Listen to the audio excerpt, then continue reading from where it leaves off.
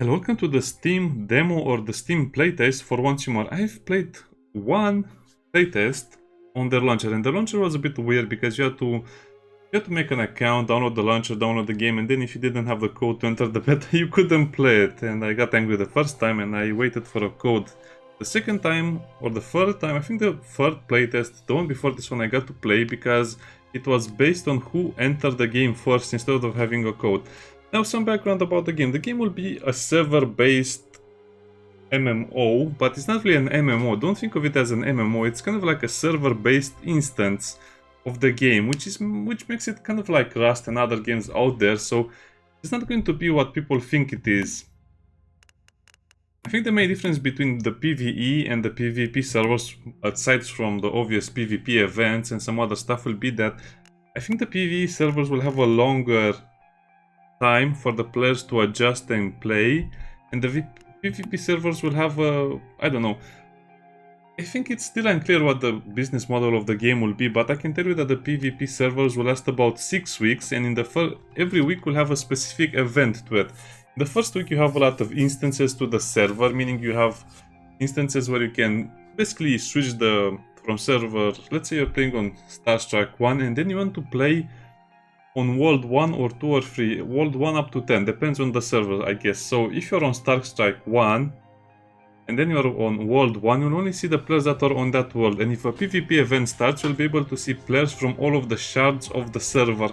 It's a little bit weird, and as time passes, you'll have more PvP events and the number of worlds will merge. Meaning you will have from, let's say, 10 shards or 10 worlds, you'll have, let's say, 3 or 4 or 5. And that means people will have less space to build their bases, basically, and also there will be more fights and more confrontations between the players. Now, this is never going to be a single-player game, no matter how you view it, because in order to access the PvE and PvP content at its true form, you need to join some clans and some... I forgot what they are called. One is called the clan, the other one is called the raid group or something like that for the PvP. Which is, again, is very weird because it's one of those things that will just simply degenerate into a Zerg Rush type of a game. And I'm not sure people will like that because you basically select a server. I think the PvE servers will have a longer running time. It will probably be kind of like V-Rising where the PvE servers have 3 months or 6 months of playtime. And then the PvP servers, probably all of them will have 6 weeks before they reset. And in the final stages of the reset, it will be more about the PvP events and rankings and stuff like that. And the winners will get some prizes, which will probably be blueprints. The way the game works, as far as I understand, when the world or the season ends, which is for the PvP 6 weeks, maybe they'll change that, I don't know, you'll get to restart and you'll get more schematics. The schematics work in a very weird way, meaning if you have a gun, if you have the schematics, you can craft a gun, let's say. If you have more schematics, you can craft a better tier of the gun, and at some point you'll just reach the max tier of the gun, which will be vastly more powerful than a basic gun you can craft. And I think that will carry over, so I am not sure how this will be, but definitely it will be some form of pay to win, because the game features a lot of currencies and a lot of shops, and it has the interface of a pay to win MMO, but it's the playstyle of Rust, where in the beginning of the game you do certain things and then you have certain events guiding the players based on the PvE or PvP servers. Again, it's very weird when I try to explain it, unless you played once in the playtest. You also have Eternal Land, which is basically your own shard of the server. Think it as a Elder Scrolls Online house, where you can basically build whatever you like, in whatever manner you like, on a deserted island that is separate from the servers themselves. This is a bit weird, because this is basically you building something that you don't really interact with the other worlds. I think you can bring resources in, but it's just building in case some people want to join you and testing out some stuff, and I don't know. It's a little bit weird. I like the feature, but it feels weird that it's not tied to the gameplay itself, and the servers themselves will have such a short lifetime. As you can see, this says the population and the phase and the day. So I don't know if people will like it. Also, it's a weird thing that they have North America. Well, okay. They have Korea, Japan, Southeast Asia, and then they have Taiwan, Macau, and Hong Kong. This smells like a political statement to me, because you normally wouldn't have something like this unless you want to make a political statement. Why do Korea and Japan not have the same server? Or I don't know, maybe I'm not I'm missing something over here, but feels like Taiwan, Macau, and Hong Kong, I believe this is Hong Kong, they're regions of China.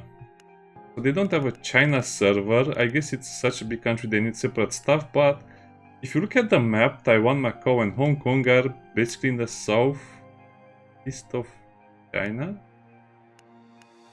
I don't know. Maybe I'm not understanding this. Maybe I need to culture myself more in the geographical things, but it seems like the developers are making a political statement, which I always hate and don't agree, unless there's something I'm missing, and maybe someone can help me understand why the server is done like this, because it feels like Europe should have two servers, West Europe and East Europe, if you understand my meaning, because, you know, in Asia there are a lot of other countries that probably don't fit in this server selection, or probably they just want to sell the game, because I think the game will be free to play, but they want to sell the game in commas, you know, sell the game as make the people buy a lot from it, and they're just targeting the high income zones of the earth because that's probably another reason why they did it like this, because these regions have people with a lot of money or a lot of disposable income, as they say. So there are a lot of very weird things going on with this game when it comes to the server. I mean, why would they have so many servers for some regions and so little servers for some other ones? Why would they split the player base between PvE and PvP? Because you can clearly play both ways in the PvP servers. You know what the PvP is mostly related to the events, to capturing some things, and some endgame stuff. You're not going to be able to kill anyone you see in the game. You're going to be super limited, and if you enter the PvP on certain parts of the game, you'll be able to kill people, but if you die, you lose some of your gear when you die, if you're flagged as in PvP, like, you know, any other MMO. So what is this game going about? I think a lot of the things will change, but this is one of the weirder things about it. So it's a server-based survival game. It is open world in a certain way.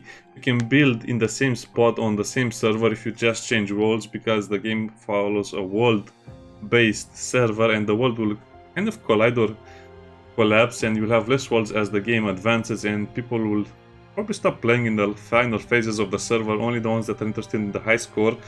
And I don't know, it just feels so unnatural to me. So the more I try to explain it and play it, I think the more it makes less sense, and the more you see that the game is mostly going to be based around clans of people with lots of money that will pay to win their way into the end game, because I don't see any other way to win over their competition if you just don't pay for more stuff, schematics or other things. And when you complete the form, they tell you over here, we have a form, or what's it called? I don't know. They basically ask you some questions about the game, and one of the answers was not being paid to win. And I mean it. One of the things they ask you is, what do you like more about the game? Not being paid to win, and that's an option over there. So I don't know, I just wanted to give you all of this information in a way that is relatively easy to understand, because the game is a lot more complicated than this, and the more you play, the more you see the problems with it.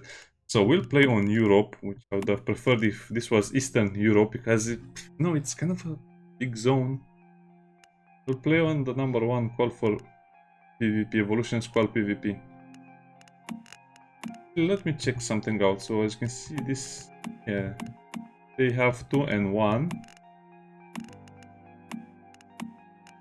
2 and 1. Europe what doesn't like PvP servers, and Japan of course has 1 and 1. I think the Japanese are very competitive players, if I'm wrong. Then for North America you have so much more. And let me just look at something over here, Southeast Asia. It's so weird, I don't understand. Maybe this is only for the demo, but still, I don't think much will change for the full release of the game. So we're basically going to be playing the game for a month or so, and then the servers will wipe, and whatever you can keep will go on to the next wipe.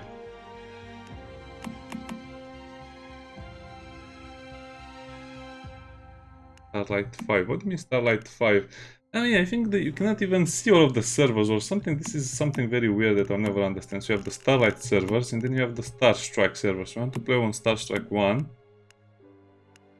And the game recommends I play on Starlight, which is a PvE server. So you have to be so careful with this game, and this is already a bad sign. They'll have a lot of people. Starstrike, and then you can enter the game.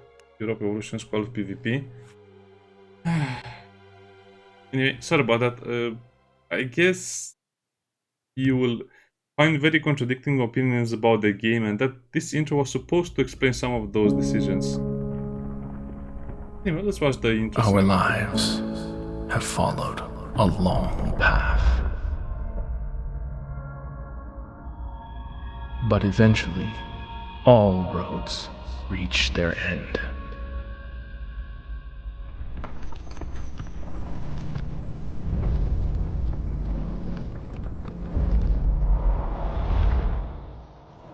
Our world is broken, stagnant, fallen into the abyss.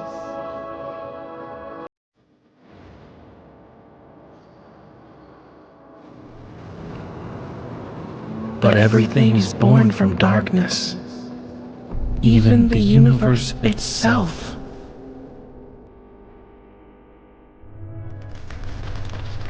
Now, do you see it? A glimmer within the void. The spark of life still burns, and evolution forges a new way forward.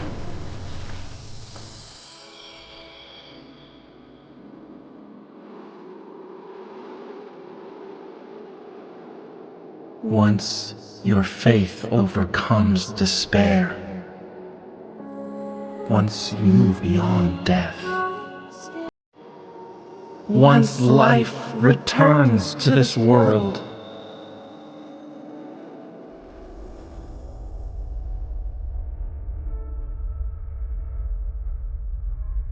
Someone likes Kojima's work too much. Beyond that path. Yeah, someone likes Kojima's work too much, and I'm not a big fan of Kojima. I like to watch his games as movies, but not really play them. Public crisis events. Exactly, see? One of the events you can do without your PvP group, but most of them you cannot do without your PvP group, and you also have your PvE group, which you can... Basically, you cannot do certain things without your PvE group, so you have to join a PvE group, a PvP group, and also do stuff on your own. Hey, just in case you love that North American rapper look, right? I'm Batman, or I guess I'm Robin. I'm Mad Max. I don't know what stuff is supposed to be, I don't know. I have good presets, to be honest. Actually, I take that back, they have very bad presets. Why do they come with tattoos? The most Eastern European looking character in the list, I don't know. That's... Okay, I guess that's nice, a Japanese style tattoo. I'll have to go with this guy. You have all of the normal customization options that you would expect from something like this. Please don't put makeup on your characters. It's the end of the world. At least have some decency. I don't know, don't make your characters look like clowns, even though that's kind of like the highlight of the game in some ways, making your character look like a clown. Hair and makeup. The LG hairstyle. I guess this will be Slavic enough, right? And European enough. I don't know. I have a weird preference. I usually almost all the time select the same hairstyle. That. Yeah, the Leon Kennedy hairstyle, something like that.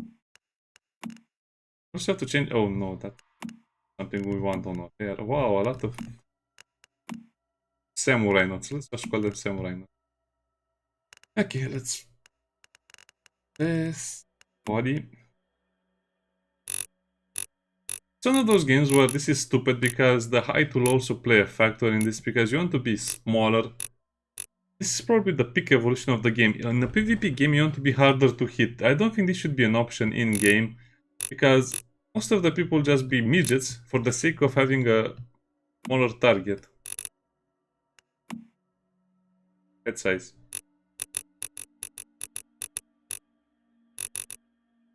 Yeah, you know, it's like the same thing as in many other games. Most people just choose the character that has the lowest hit size or hit registration out of all of the characters. So, go with this one. Nice shoulders. Yes, you also have a lot of implants on your body. You're not really, strictly speaking, human.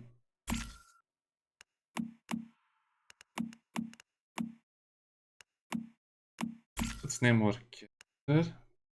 I don't like this. It says complete, but what's my name? Import the data.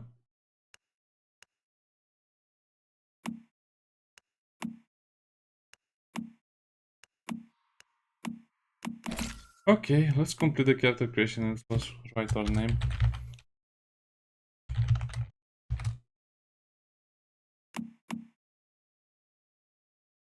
Liquid nitrogen, negative 195.79 Celsius. Physical Celsius, I movement like or that. brain function, not detected. Subject status, stable. Dagger, still stuck in the sheath. What? Inspection 481 complete. Requesting a higher power outlay for the isolation chamber to prevent any further outages. What's that? Security breach. Security breach!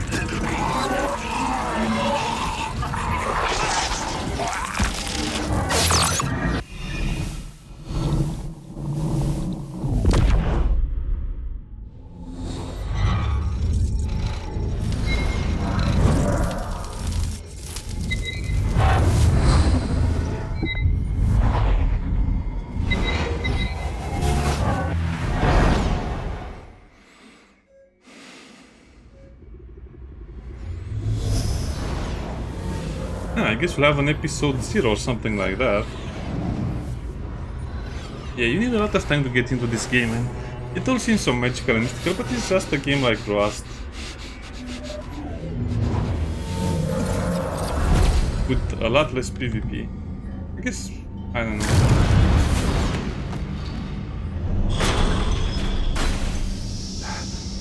I guess the dagger is out of the sheet.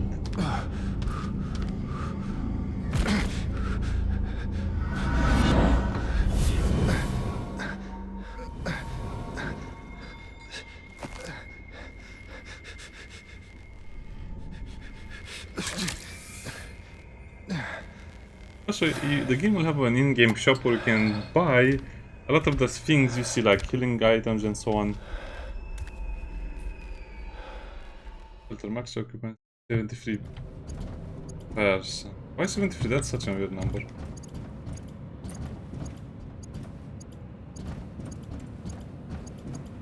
Patient. Oh no. Well, I guess the game doesn't save your settings. I change something. Yeah, so probably I'll do another episode where I just play the game normally, but this is the introduction and I wanted to some other things.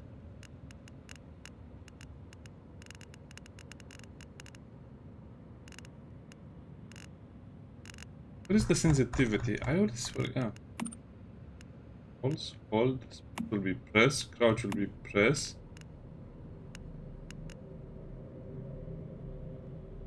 Yes. Yeah, you can also enter first person or third person.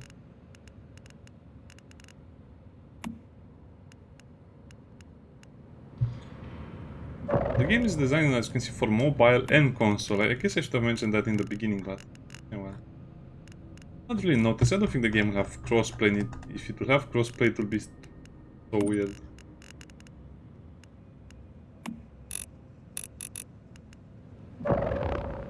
I think the problem is all of the competitive people that play shooters will just use their computer sensitivity options or the mouse sensitivity options, while I just use the in-game options.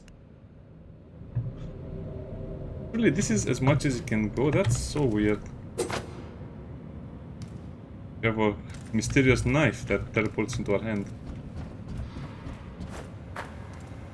I cannot play like the sensitivity is too little.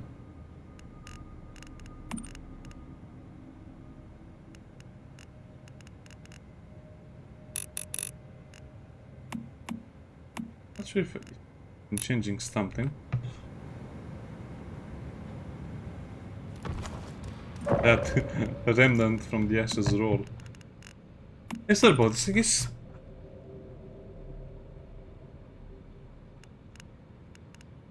Smokes. Oof. Yeah, I guess we'll do that as well. If I put everything to the max, would it be better? I'm not sure I like this control style. It's very console-like, it's very gimmicky.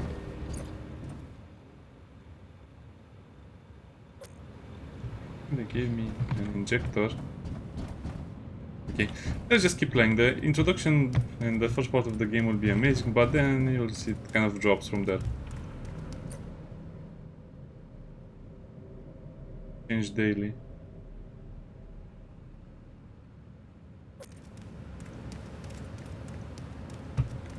Consume food and drink.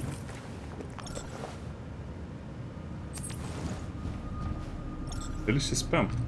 Oh yeah, we can eat with our mask on.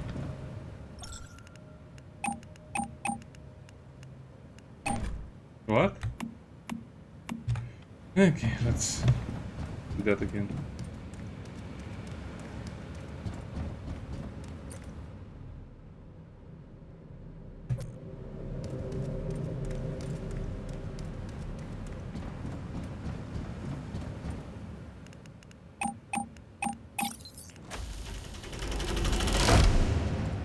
Now it will open. Fallout style, I guess. Sanity gummies. Yeah, the game has a good sense of humor, I'll give it that, and some of the other stuff, so don't take the game all too seriously, it's not that seriously.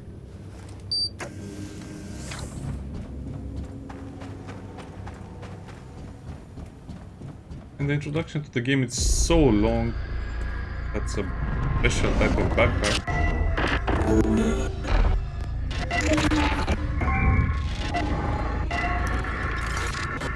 Yes. You put the backpack on without even knowing.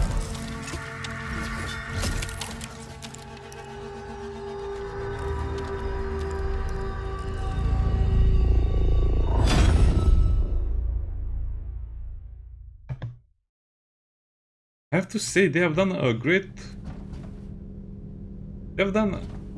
great work on improving and cleaning up the game. The game looks so much more cleaner and smooth and nice. Beforehand it was a bunch of glitches and weird stuff. Well, it's good to see another face. Another V. I thought I was on my own. And you're a metahuman too. I don't know who you are. You awakened the cradle, and that's something only a metahuman. Do you remember who you are? Nope. The world ended. Tell me It about must the have been one that that ended. fluctuation just now. It trapped me in the cradle.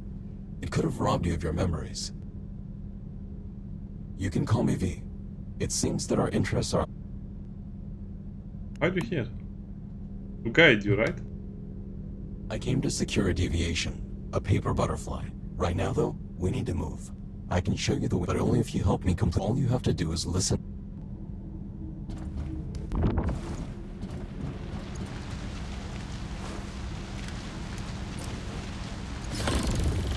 Our first weapon is a machete. Yeah, the game has a very strong start. I really wish this game was a single player game, to be honest. This is a life form that has been infected with stardust. It's called a deviant. Our world has been overrun with deviants ever since Starfall. Ordinary humans can't take high levels of stardust exposure. When they do, they end up just like... But you're a metahuman. You should be fine. In fact, if the conditions are right, you might even be able to use stardust to your advantage.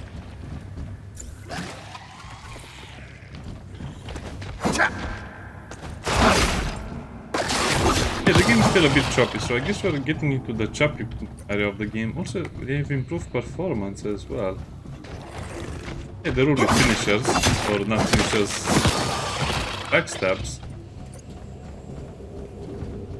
In a way, I'm happy to play the game. In another way, I'm not so happy about playing the game because I know the game is super long and grindy, and there are a lot of ways through which you can improve it. So I'm not sure if it will be worth, you know, playing the game for very long periods of time. Notes.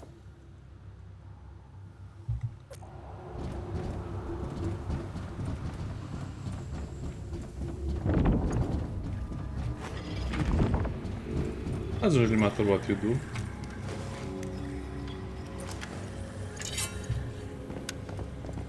Tactical flashlight.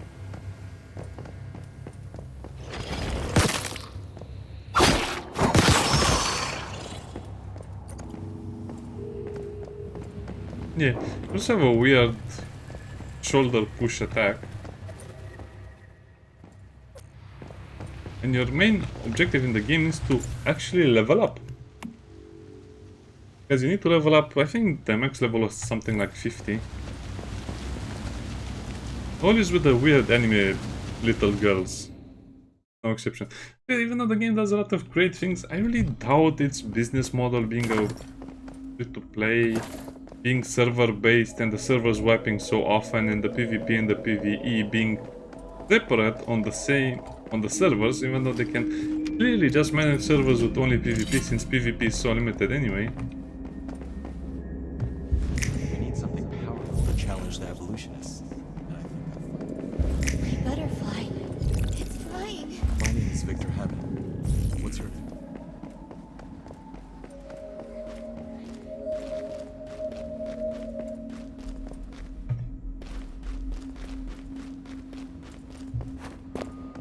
Not supposed to be there? Wait.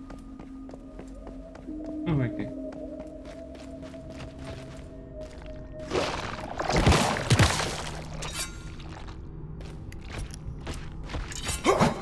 Also, enemies will be leveled. As you can see, level 1 enemies are easy to kill and then it will become much harder.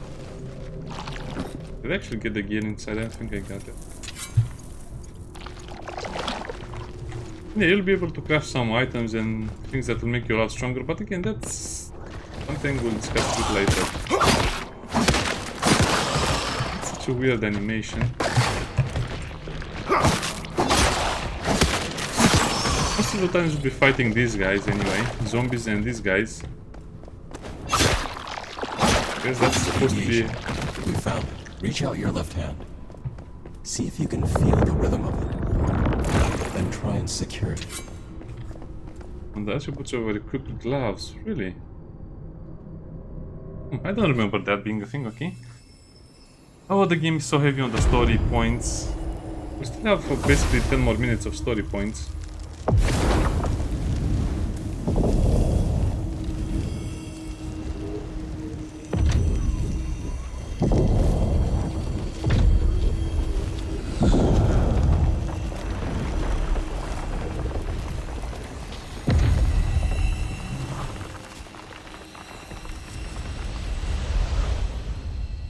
Yeah, don't play this game at night in the beginning.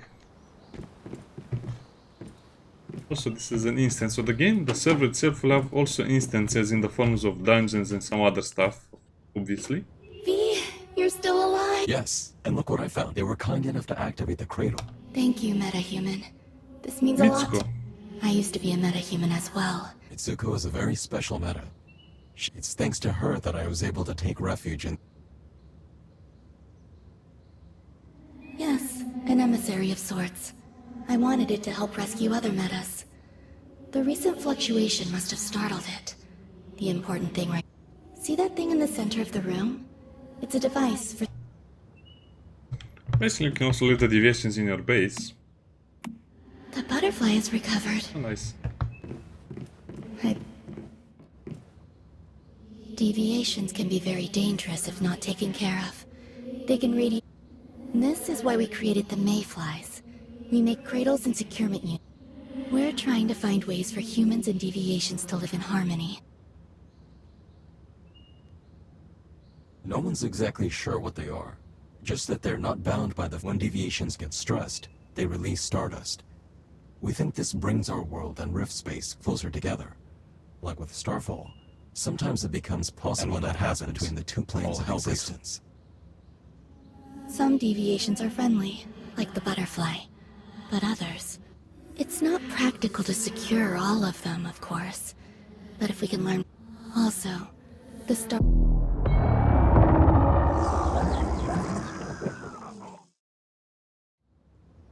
Siren. It must have gotten through. Come on, Meta. A deviation from another world. Just take the butterfly with you. Yeah, okay.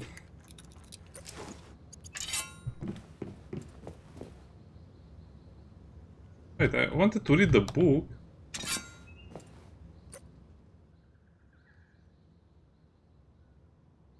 And you're basically fighting against humans, which is the weird thing. I would have loved for this game.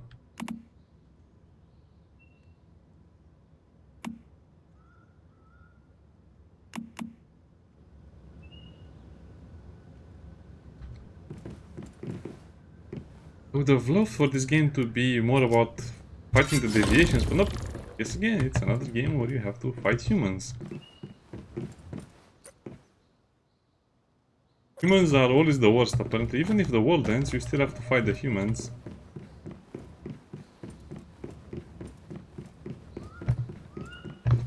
This is kind of like a separate world that Eternal End or whatever it's called, where you can just build a base or something like this and you can just watch it. I don't know, come over here to relax.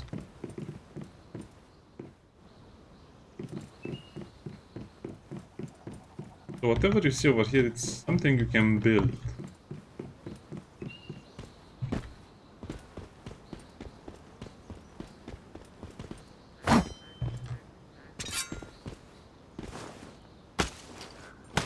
That rust rock.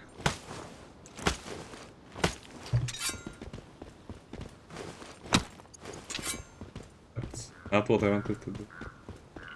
I guess we only have the copper ore over here, so let's get 10 stone.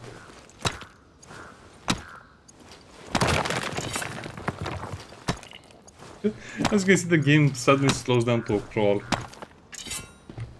Set up a campsite. Good, that's in case you die. So you also have these spawning points, which I think are from New World. It's a mechanic that New World used or invented, or maybe other games did that as well.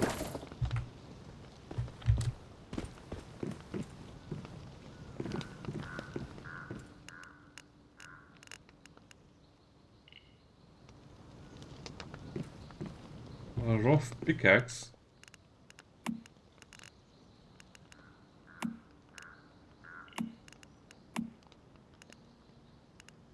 I guess we need more gravel. Okay. Gravel.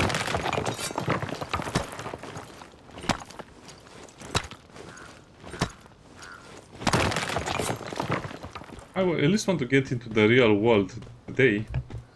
So in the next episode we can play more in the outside or in the real world, because this is just part of the story elements.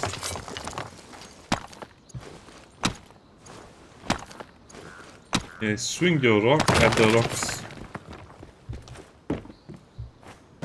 Not very riveting gameplay, is it? Okay.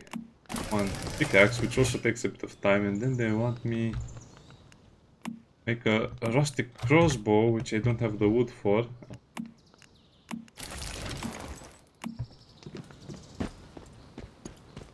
And now obviously we can use the... Yeah.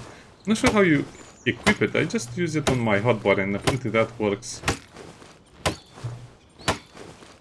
They've improved the performance of the game a lot. Again, think about it, the game will be able to run on mobile and PCs, so it will not really be that pretty in most areas, but they do have some creepy locations which will be more interesting to see.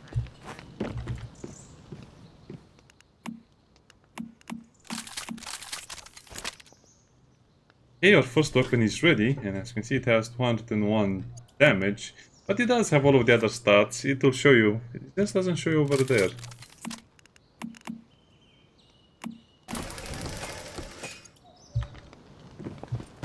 Okay, let's find more gravel.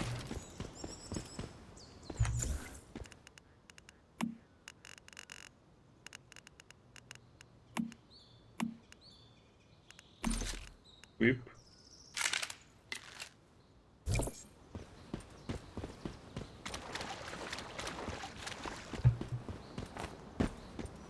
Over here. Sulfur. Well, not exactly what I wanted, but I guess this will have to do. They also are very generous with your carry capacity in the beginning of the game. Victor Hammett territory? What is that? this not Mitsuko territory? Yeah, just one of those games where you have to grind resources for a silly amount of time. Like I said, my only concern is that this is a game only made and meant for bigger groups. If you want to play the PvE servers, you'll quickly get bored of the game because you'll have to do this alone, and obviously that will still require you to join a group, even though it's... I don't know, the game is never going to be single player in the true sense of the word. I guess people coming from the betas and from the other playtests will have such a huge advantage over the new players that will only play at release that it will seem like they are basically in one of those animes where the protagonist was a beta player and they are in a game world and they have a huge advantage over the new players. And I really mean it, the people who know how to play the game will have such a huge advantage.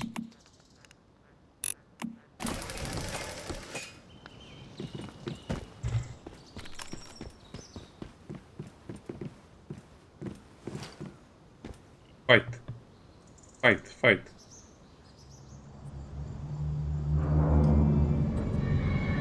And this is a creature, a boss. You'll fight this boss so many times you'll get sick of it. He'll appear also during events and some other stuff.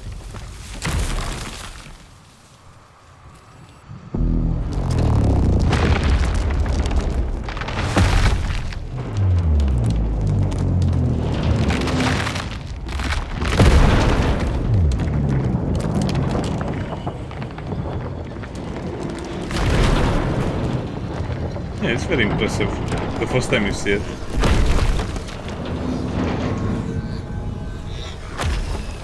But they're all humanoids. All of the enemies are humanoids. I think the game would have benefited from more inhuman enemies, to be honest. They give you some free arrows. Yeah, we still need a lot of them. This siren, so strong.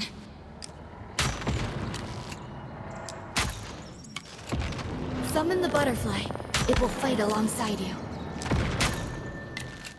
Now you'll see for yourself what it's capable of.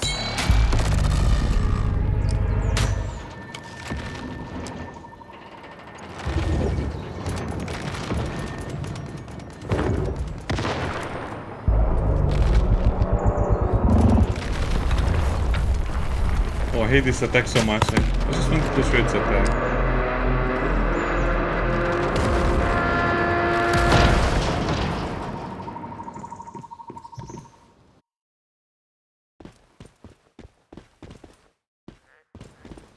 Seems like it's still very easy to break the game in some ways.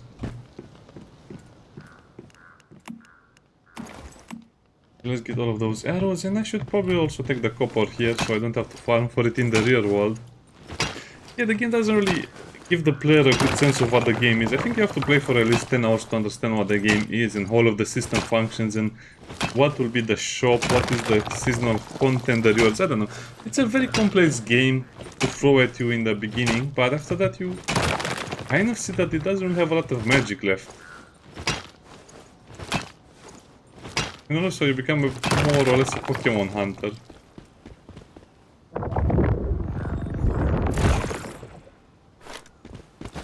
Of course it escapes. I think it always escapes. Who's Victor Hammett? Oh, I guess it's V. Damn, Just driving. you're tougher than you look. The physical world. That's where we're going as well, the physical Yes. world. Mitsuko created this rift space. Do you think? It's possible. Meta, will you go? Take the butterfly with you. Put it in your cradle. That way, I can lend you some. Hopefully, it looks like. Before you go, if you. Yeah, sure. Yes, they did. That's what Rosetta does. At first, that's when they started their experiments. In the name of human progress, creating meta-human to Rosetta. And they're not wrong. Meta, we were created by Rosetta, but we don't take orders from them anymore. Yeah, the story is nonsensical.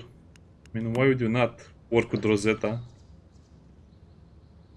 About 20 years ago, Rosetta triggered a major stardust fluctuation during one of their experiments. As they brought increased levels of stardust with them.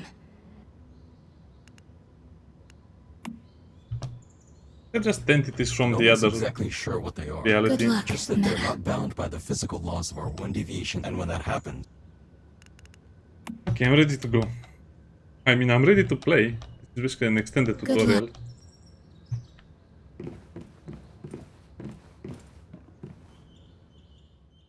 I don't want to keep pictures of creepy anime girls.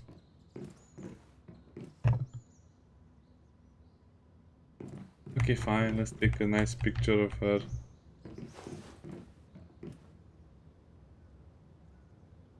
You can see she has that weird demon icon. I guess she's really high level.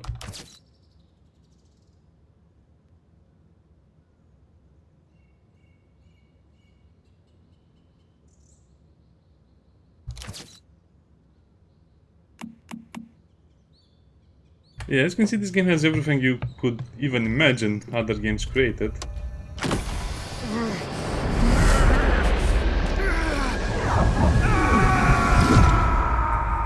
I guess that really worries me. At its core, it's a very interesting game, but it seems to borrow a lot of elements from other games as well. As you can see, it's influenced by basically all of the MMOs and, I don't know, Rust-like games, survival MMOs as well. The only thing it does that has some originality is the universe of the deviants and the other stuff. Yes, we can fly. I mean, we can kind of glide, not really fly. look at that. 20 years after Starfall, and the world is still infested with stardust. It looks like the monoliths here have been reactivated too. They might hold the key to all this stardust pollution.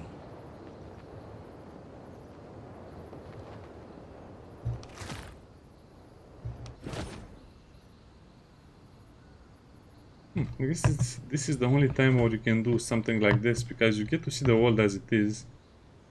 It's basically just a normal world with a lot of industrial stuff, hospitals and weird locations.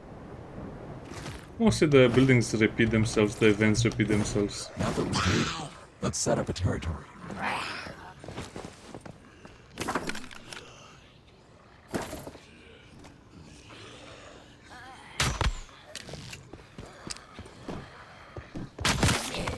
Yeah, so these are the zombies. Obviously you can recover your arrows. Yeah, melee seems to be the better choice most of the time anyway. Also get the stuff, and the stuff you can break down for resources, but it's basically the same resources you'd expect from a game. I see the enemies are still very weird.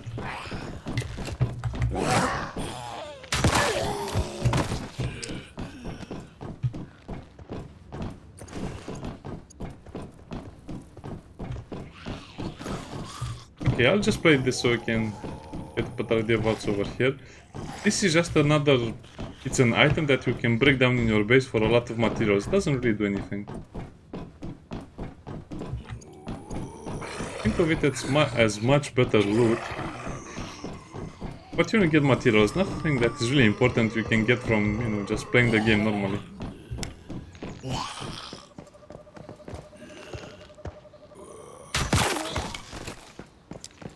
It's still weird, they still have a lot of cleaning up to do.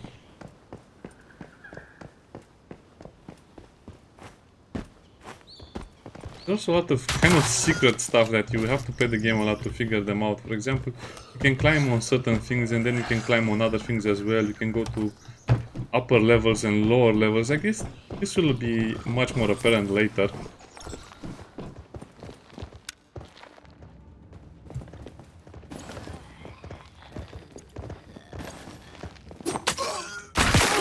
Yeah, this is a much easier way of dealing with them.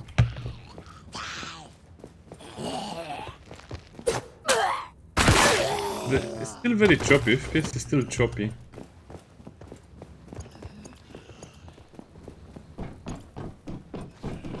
Especially when you use the flashlight.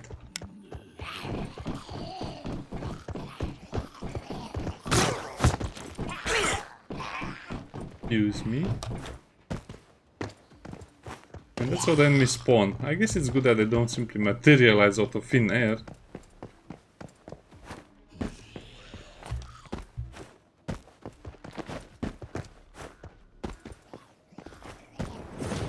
I cannot go. Okay, I was trying to do a little bit of parkour, but apparently the game is not going to allow you to do a lot of stuff in the beginning, or at least not in this area. Okay, let me look at what we have over here.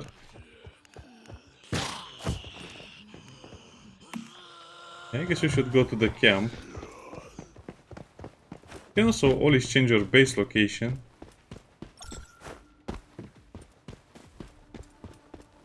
As you can see, everyone just put their base over here. There's also an extensive road system.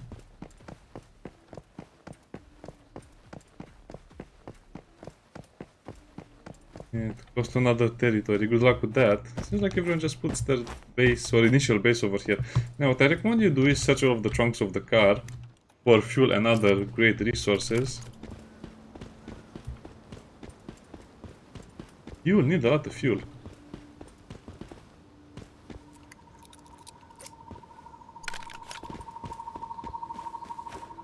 What? Spanish sausage?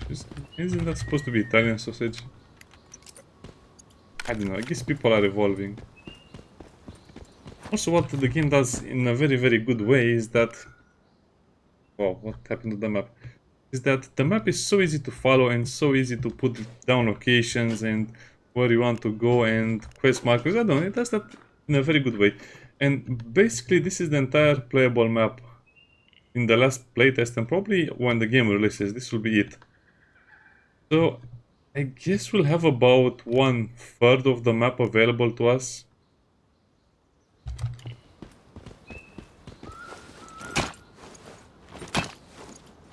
It's kind of nice, but again, it's nothing really new and spectacular, and like I said, because of the way the game works, you'll probably not get a chance to play much before the season ends. Weirdly enough, these things don't have a back trunk, and you don't have a lot of resources in them.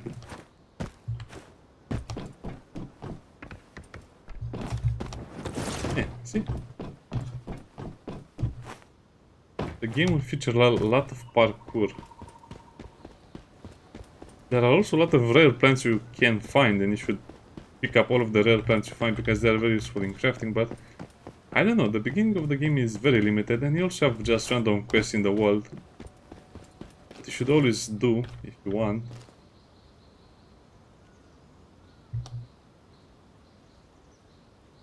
Yeah, the darkness, the whatever. Do all of the quests you can do, because that will help you increase your level much faster than just killing enemies. It's kind of like an MMO where killing enemies is the slowest way to level up, while doing quests is the fastest way.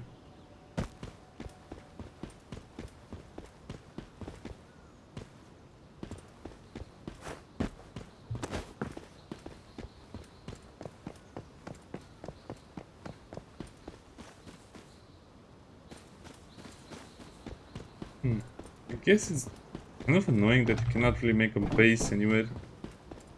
Anyway, it doesn't matter, because that's just another objective we'll have to complete next time.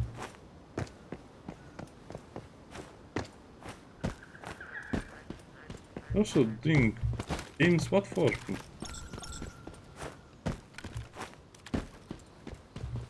Okay, let's look at the shopping options, which are more or less related to the endgame stuff. Well, it becomes a very important NPC later. Weber. Energy is your currency, it's over there. You can get energies through a lot of other ways. You should also buy all of the items you can that are limited by a daily cap. Arcon, chromates, stuff for your guns. And those are basically just mods for your weapons. I don't know. I explained in a few videos how the game works, but now I just showing what we have to work with. That character is important, as you can see. If a character has sunglasses, that means they are very important.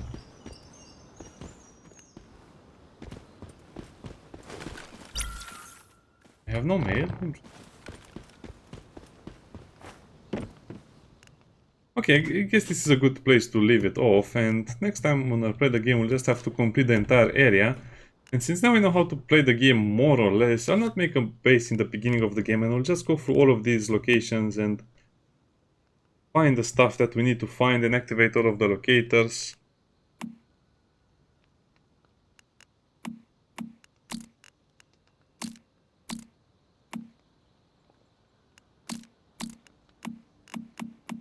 Shadow Lighthouse, I really have to do this very fast in the beginning.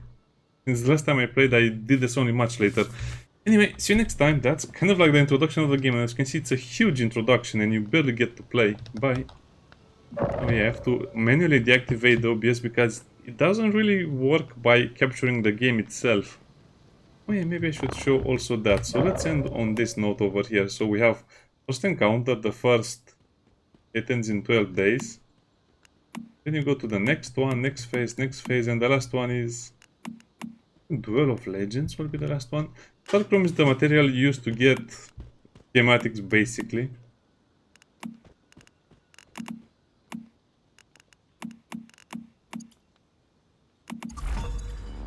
And also meme points, which are points for your skills, because you also have some skills related to gathering and some other stuff.